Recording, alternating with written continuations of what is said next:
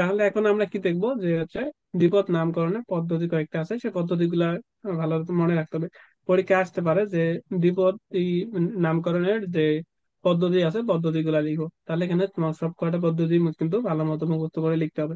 মুখস্থ বলতে যেভাবে এখানে প্রতিটা অক্ষর বাই অক্ষর বা লাইন বাই লাইন মুখস্থ করার দরকার নেই। এগুলা খুব ইজি আছে, খুব ইজি আছে। জাস্ট যদি মনে রাখো তাহলে একটার পর একটা লিখলে হয়ে যাবে। তাহলে এখানে দেখো প্রথমে বলছে কি যে নামকরণ ল্যাটিন ভাষায় কিংবা ল্যাটিন ভাষার মতো করে উপস্থাপন করতে হবে। তাহলে আমরা যে কোনো একটা বস্তু বা প্রাণী বা উদ্ভিদের যে নামকরণ করবো সেটা অবশ্যই মানে ল্যাটিন ভাষায় দিতে হবে। বুঝো নাই? ল্যাটিন ভাষার মতো করে উপস্থাপন, এটা আবার কিভাবে সম্ভব? আচ্ছা, এটা ল্যাটিন ভাষার মতো করে মনে করো যে একটা বিষয় যে আমরা যখন মেসেঞ্জারে মেসেজ করি, হ্যাঁ, এখন মনে করো যে হ্যাঁ। আমরা লিখি যে আমার, মানে এই আমার শব্দটাকে আমরা কিভাবে লিখি? আমরা লিখি AIM AR, ঠিক আছে না? তো এটা কি আমরা এই বাংলা শব্দটাকে কি করলাম, ইংলিশের মতো করে কি প্রমাণ করলাম না? এবার এরকম কিছুই হ্যাঁ। আর কি ল্যাটিন শব্দ, অথবা হয় ল্যাটিন শব্দ, অথবা তুমি নাম একটা আহ, দিলা, ইংলিশের নাম, ইংলিশ নামটা, ওই ইংলিশ নামটার লেটিন নামটা কি, সেই অনুযায়ী তোমার নামটা গ্রহণ করতে হবে। ঠিক আছে?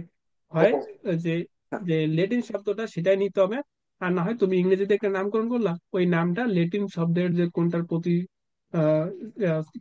সিনোনিম হতে পারে, ওরকম করে আমাদেরকে নামকরণ গুলো করতে হবে।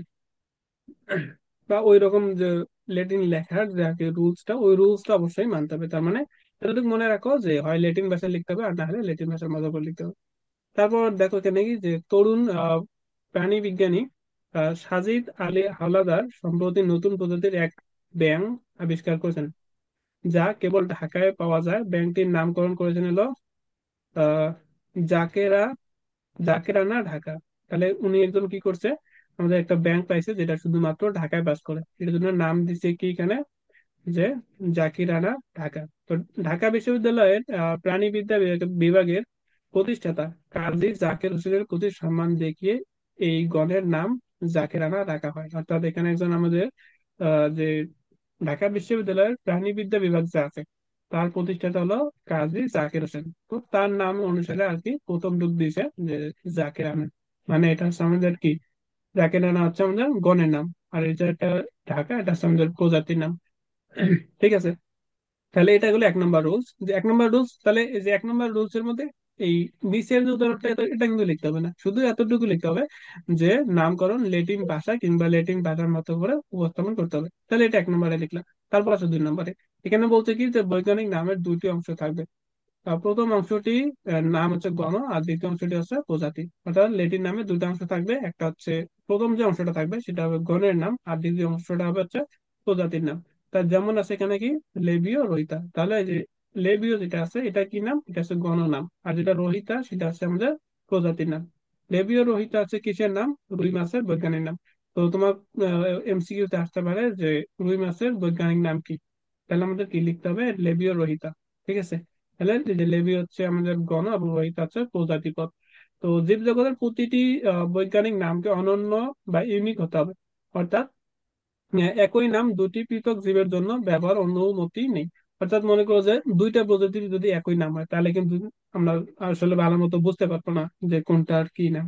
ঠিক আছে? এর জন্য আমাদের কি আলাদা আলাদা বস্তুর জন্য আলাদা আলাদা অবশ্যই নাম থাকতে হবে, অর্থাৎ এখানে ইউনিক নামটা থাকতেই হবে। তারপর বলছে কি যে বৈজ্ঞানিক নামের প্রথম অক্ষর বড় অক্ষর হবে, বাকি অক্ষরগুলো ছোট হবে। তো দেখো আমাদের এই যে এখানে যে এটাই যদি আমি যে দেখাইতে চাই লেবিও রহিতা, অর্থাৎ একদম ফার্স্ট যে অক্ষরটা আছে এটা শুধুমাত্র ক্যাপিটাল লেটারে হবে, আর বাকি যেগুলো আছে সবগুলো আমাদের স্মল লেটারে হবে। এটাও একটা রুলস এর মধ্যে পড়ে। তাহলে দেখো এখানে আমাদের এই যে পেঁয়াজের বৈজ্ঞানিক নাম হচ্ছে এলিয়াম সেপা বা ওলিয়াম সেপা। এই শুধুমাত্র এটা আমাদের কি বড় হাতের অক্ষর, আর বাকি যেগুলো আছে সব ছোট হাতের অক্ষর হবে। তারপর সিংহের আমাদের বৈজ্ঞানিক নাম হচ্ছে প্যান্থেরা লিও। তাহলে এই যে পিটা বড় হাতের অক্ষর, বাকি সবগুলো কি ছোট হাতের অক্ষর। তাহলে এখানে এই যে সিংহের বৈজ্ঞানিক নাম, পেঁয়াজের বৈজ্ঞানিক নাম, এগুলো কিন্তু মনে রাখতে হবে। এরপর আসলে আমাদের পরের যে রুলসটা আছে সেটা, যে বৈজ্ঞানিক নাম মুদ্রণের সময় সর্বদা ইটালিক অক্ষরে লিখতে হবে। যেমন ধান, অরাইজেসিটি বা, অর্থাৎ তুমি যদি মুদ্রণ মানে টাইপিং করো তখন যে তুমি এই বৈজ্ঞানিক নামগুলোকে ইটালিক অক্ষরে লিখবে। অর্থাৎ আমি কি ইটালিক অক্ষর বলতে কি যে এরকম করে বাঁকা করে বাঁকা। যে এটা আর কি লেখাটা, যেমন এখানে ওরাই যে আছে, তাহলে অক্ষরটা কি এরকম হবে, ORY, মানে এরকম করে ও আর ওয়াই মানে ইটালিক অক্ষর তো বুঝবো নাকি? হ্যাঁ। তাহলে এখানে ও আর ওয়াই জেড, অর্থাৎ এখানে কি একটু বাঁকা করে আর কি লিখতে হবে। তেমন কাতলা মাছের নাম কি? কাতলা কাতলা। এগুলোকে অনেক ভালো মতো কিন্তু মনে রাখতে হবে, অনেকগুলো বৈজ্ঞানিক নাম আছে, সবগুলো ভালো করে মনে রাখতে হবে। এরপর বলছে কি যে হাতে লেখার সময় গণ এবং প্রজাতির নামের নিচে আলাদা আলাদা দাগ দিতে হবে, অর্থাৎ এখানে গণের নিচে একটা দাগ দিতে হবে, তারপর কি প্রজাতির নিচে আরেকটা দাগ দিতে হবে। ঠিক আছে। তারপর এখানে বলছে কি যে যদি কয়েকজন বিজ্ঞানী একই জীবকে বিভিন্ন নামকরণ করেন, তবে অগ্রাধিকার আইন অনুসারে প্রথম বিজ্ঞানী কর্তৃক নাম প্রদত্ত নামটি গৃহীত হবে। অর্থাৎ মনে করো যে একটা জীবেরই কয়েকজন বিজ্ঞানী নামকরণ করছে, তাহলে এখন কারটা গ্রহণ করা হবে? যে আগে নামকরণ করছে তারটা গ্রহণ করা হবে। এটা হচ্ছে আমাদের অগ্রাধিকার আইন।